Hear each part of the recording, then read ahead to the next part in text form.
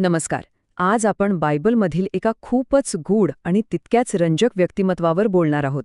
प्रकटीकरणाच्या पुस्तकात एका सामर्थ्यवान दूताचा उल्लेख येतो, ज्याचं वर्णन इतकं अद्भुत आहे की विचारू नका.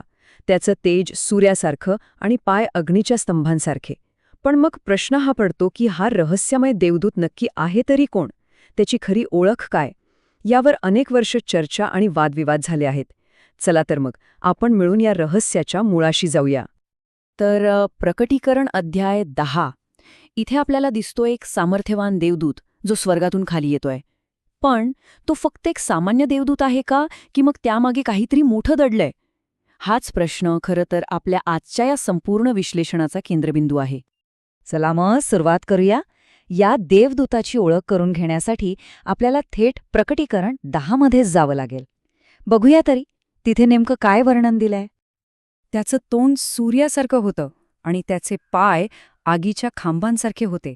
विचार करा, हे वर्णन किती भव्य आणि शक्तिशाली आहे. हे ऐकल्यावर साहजिकच मनात येतं की अरे, हा कोणी साधासुधा देवदूत तर नक्कीच नसावा.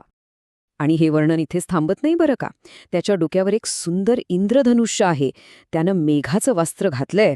त्याचा एक पाय समुद्रावर आहे, तो दुसरं जमिनीवर, आणि त्याचा आवाज सिंहाच्या गर्जनेसारखा.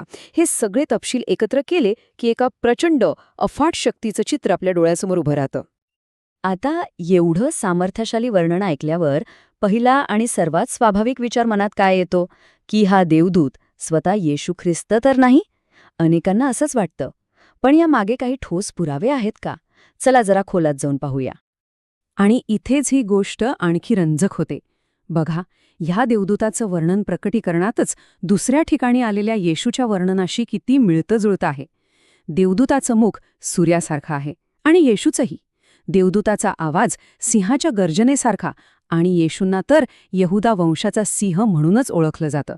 आता सांगा, हे साम्य निव्वळ योगायोग असू शकतं का?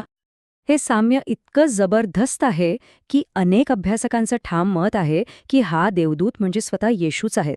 आणि खरं सांगायचं तर हा युक्तिवाद खूपच प्रभावी वाटतो. पण कथा इथेच संपत नाही, कारण काही पुरावे असे आहेत जे या सिद्धांतावर एक मोठं प्रश्नचिन्ह उभं करतात. या दोन मुख्य अडचणी आहेत. पहिली, जर हा येशू आहे तर त्याला देवदूत असं का म्हटलं गेलंय? आणि दुसरी, जर तोच सर्वोच्च आहे तर मग त्याच वेळी स्वर्गातून दुसरा आवाज काय येतोय जो त्याला काहीतरी सांगतोय? हे प्रश्न आपल्याला या कथेच्या दुसऱ्या बाजूकडे घेऊन जातात. ठीक आहे, तर आता आपण ते पुरावे पाहूया जे सांगतात की हा देवदूत येशू नाहीये. बायबलमधलेच काही असे तपशील आहेत जे एका वेगळ्याच शक्यतेकडे बोट दाखवतात. हा बघा, हा सर्वात मोठा आणि महत्वाचा पुरावा आहे. स्वर्गातून आलेला एक आवाज योहानाला म्हणजे लेखकाला सांगतो की जा आणि त्या देवदूताच्या हातातली गुंडाळी घे.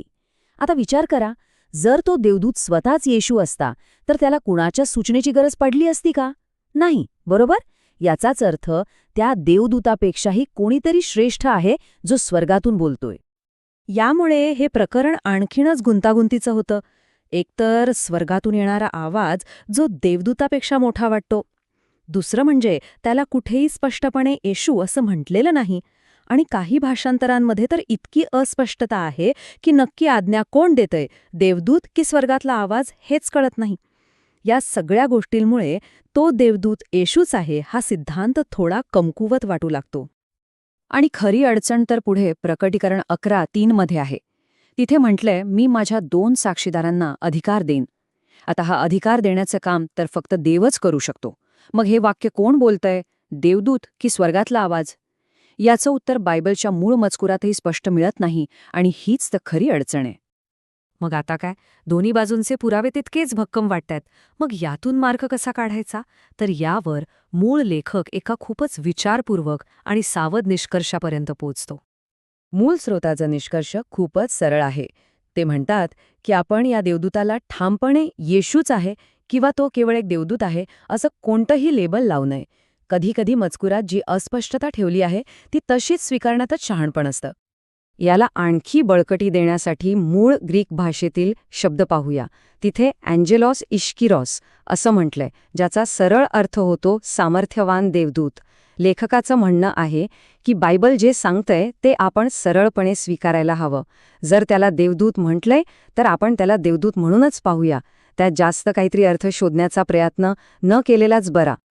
म्हणजे थोडक्यात सांगायचं तर जो निष्कर्ष स्वतः बायबल देत नाहीये तो आपण त्यावर जबरदस्तीने लादण्याचा प्रयत्न करू नये. त्याला सामर्थ्यवान देवदूत म्हटलंय ना, मग आपण त्याला तसंच स्वीकारणं जास्त योग्य आहे. कधीकधी रहस्याचा आदर करणं हे उत्तर शोधण्यापेक्षा जास्त महत्वाचं असतं. तर मग या सगळ्या चर्चेतून आपण काय शिकतो? मला वाटतं सर्वात मोठा धडा हा आहे की कधीकधी एखाद्या रहस्याचं निश्चित उत्तर शोधण्यापेक्षा त्या उत्तरापर्यंतचा प्रवास, तो शोध अधिक महत्त्वाचा असतो. कदाचित काही प्रश्न हे अनुत्तरित राहण्यासाठीच असतात, जेणेकरून आपण त्यावर विचार करत राहू, नाही का?